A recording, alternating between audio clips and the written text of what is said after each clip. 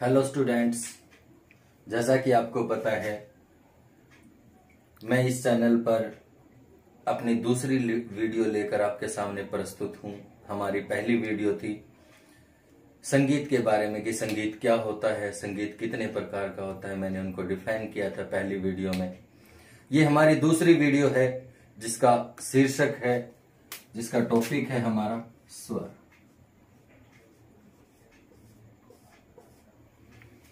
इस दूसरी वीडियो में हम डिस्कस करते हैं स्वर के बारे में कि स्वर क्या होता है, कितने प्रकार का होता है, कौन कौन से स्वर के प्रकार हैं और उनको किस तरह से लिखा जाता है। ये सब मैं इस वीडियो में बताऊंगा आपको।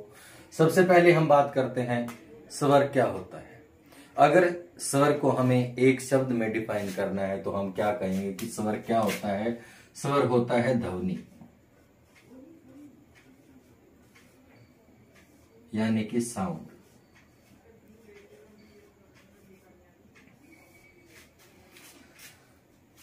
अब हम बात करते हैं साउंड की, यानी कि ध्वनि की। तो ध्वनियां हमारी बहुत सारी होती हैं। कुत्ते का भौंकना भी एक ध्वनि होती है, कोयल का बोलना भी एक ध्वनि होती है। फिर क्या कारण है कि एक ध्वनि हमारे कानों को बुरी लगती है और एक ध्वनि हमारे कानों को अच्छी लगती है? इसका जो कारण है वो क्या है? आंदोलन संख्या।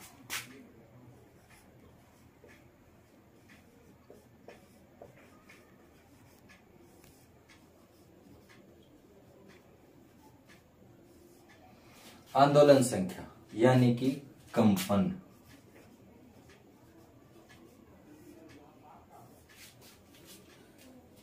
जिस ध्वनि में आंदोलन संख्या यानी कि कंपन निश्चित और नियमित होता है वो ध्वनि तो हमारे कानों को अच्छी लगती है, और जिस ध्वनि में आंदोलन संख्या अनिश्चित और अनियमित होती है वो ध्वनि हमारे कानों को बुरी लगती है। तो संगीत में हम केवल उसी ध्वनि को इंक्लूड करते हैं, सम्मिलित करते हैं, जिस ध्वनि में जो ध्वनि हमारे कानों को अच्छी लगती है और जिसमें आंदोलन संख्या निश्चित और नियमित होती है।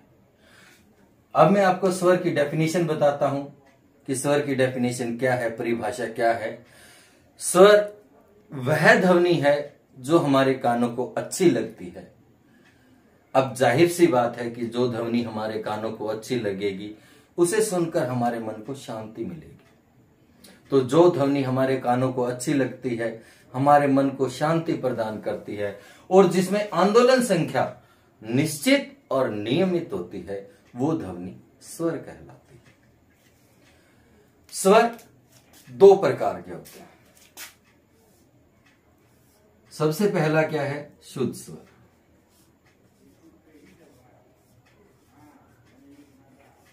और दूसरा क्या है हमारा? विकृत स्वर।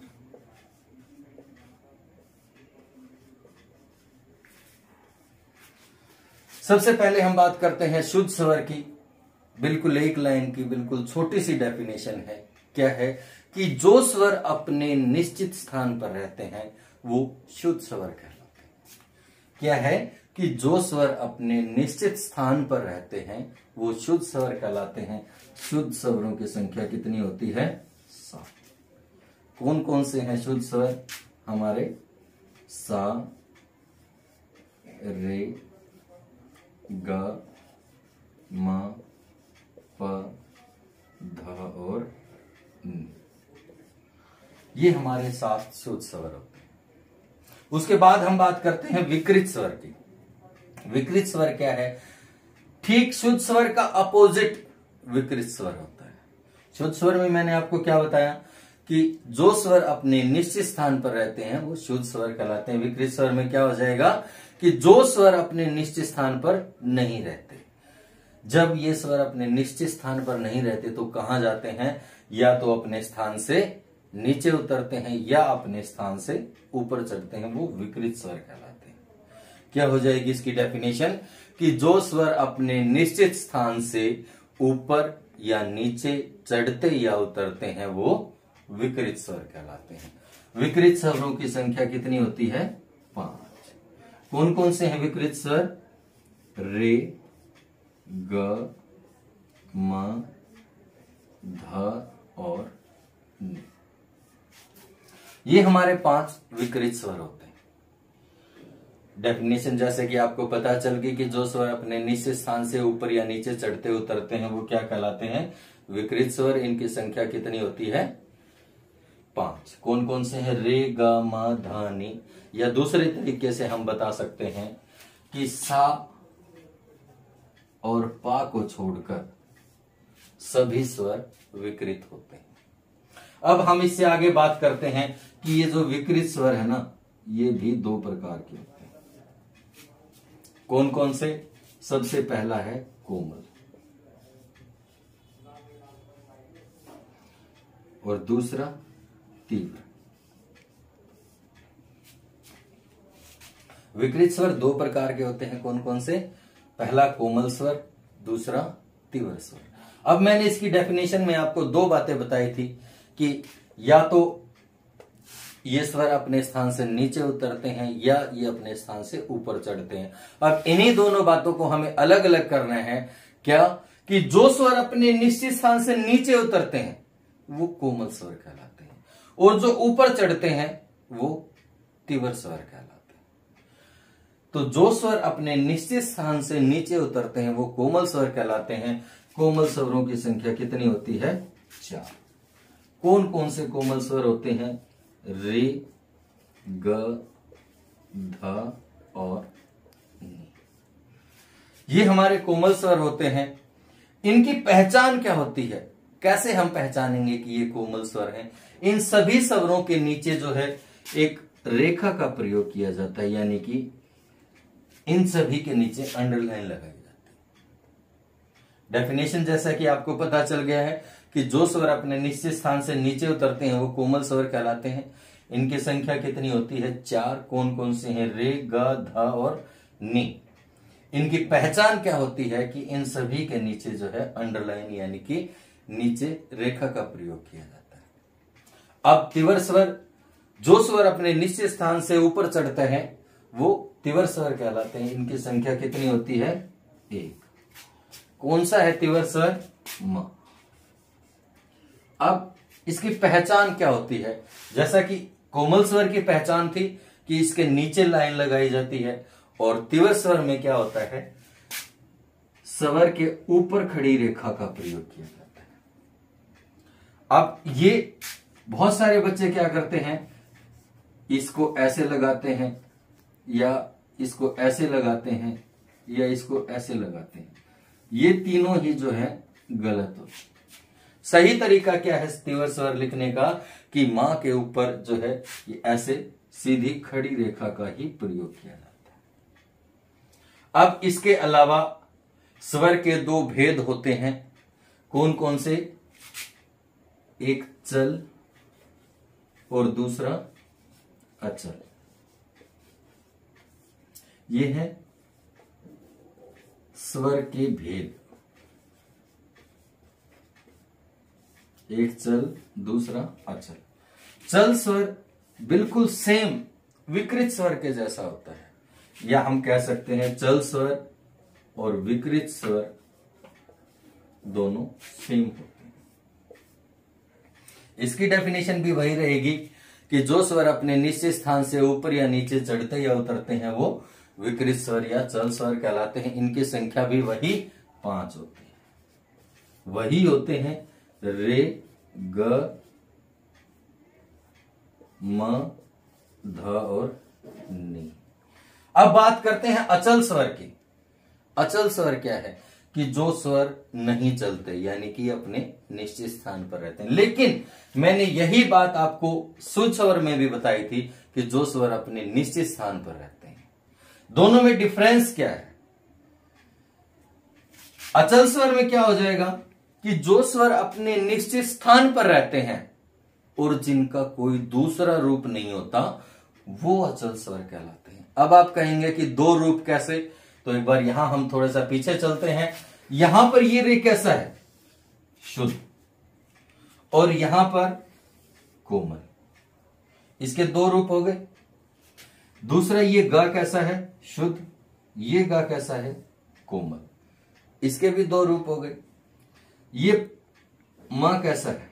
शुद्ध, ये तीव्र, इसके भी दो रूप हो गए। ये धा कैसा है? शुद्ध, ये कोमल, ये नी कैसा है? शुद्ध, ये कोमल। तो ऐसे कौन से दो स्वर बच गए जिनका कोई दूसरा रूप नहीं है? कौन कौन से हैं? सा और प। सा और प, ये जो दो हैं हमारे अचल स्वर होते हैं। अचल स्वरों की संख्या कितनी होती है? दो। तो क्या है इसकी डेफिनेशन? कि जो स्वर अपने निश्चित स्थान पर रहते हैं और जिनका कोई दूसरा रूप नहीं होता, वो क्या कहलाते हैं? अचल स्वर कहलाते हैं। इनकी संख्या कितनी होती है? दो। कौन कौन से हैं ये स्वर? सा और पा। अब इस तरह से अगर हम देखते हैं, अब हमसे कोई पूछता है कि अचल स्वर कितने होते हैं? दो। अब बात आती है कि स्वरों की संख्या कितनी होती है। अगर हमसे नॉर्मली पूछा जाता है कि स्वरों की संख्या कितनी होती है, तो हम क्या बताएंगे? स्वरों की संख्या होती है 7। और जब बात करते हैं कि स्वरों की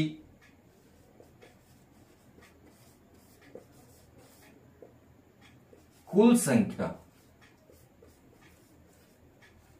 कितनी होती है, तो हम बताएंगे स्वरों की कुल संख्या होती है 12। अब 12 कैसे होती है? हम दो तरीके से बता सकते हैं 12 स्वरों को, कि 7 शुद्ध और 5 विकृत, कुल मिलाकर 12 स्वर होते हैं। या दूसरे तरीके से हम बता सकते हैं कि 7 शुद्ध, 4 कोमल और 1 तीव्र, कुल मिलाकर 12 स्वर होते हैं। अब बात करते हैं, मैं आपको बताता हूं इन 12 स्वरों की सीक्वेंस क्या होती है। आपने देखा होगा कि हारमोनियम में बहुत सारी कीज होती हैं, तो हम किसी भी स्वर को सा मान सकते हैं और उसी के हिसाब से, जैसे सीक्वेंस मैं अभी आपको बताऊंगा, 12 के 12 स्वर उसी सीक्वेंस में, उसी तरीके से हमारे उसी की से, जिस की पे आप हाथ रखोगे उसी की से स्टार्ट हो जाएंगे। मैं आपको ये 12 स्वरों की सीक्वेंस बताता हूं। सबसे पहले हमारा, हम किसी भी की पे हाथ रखते हैं तो सबसे पहले आता है हमारा सा, फिर रे, ग, म, प, ध,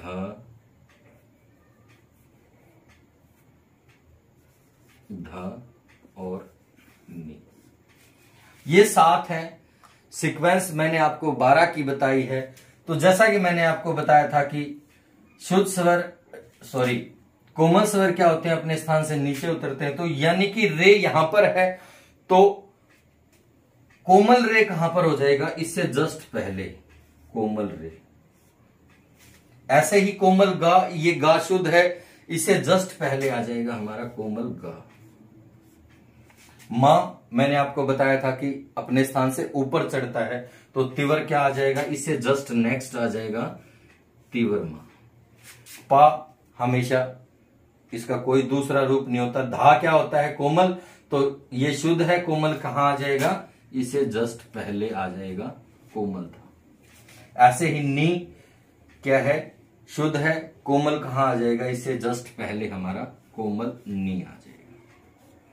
तो ये हमारे 12 स्वरों की सीक्वेंस होती है, जो कि किसी भी हारमोनियम, कीबोर्ड, सिंथेसाइजर पर आप इसको बजाएंगे तो ये सीक्वेंस हमारे 12 स्वरों की होती है। इस तरह से जो ये हैं 12 स्वर हैं हमारे। आज की वीडियो में दोस्तों इतना ही। नेक्स्ट वीडियो में मिलते हैं एक अगले टॉपिक के साथ। Thank you, have a nice day.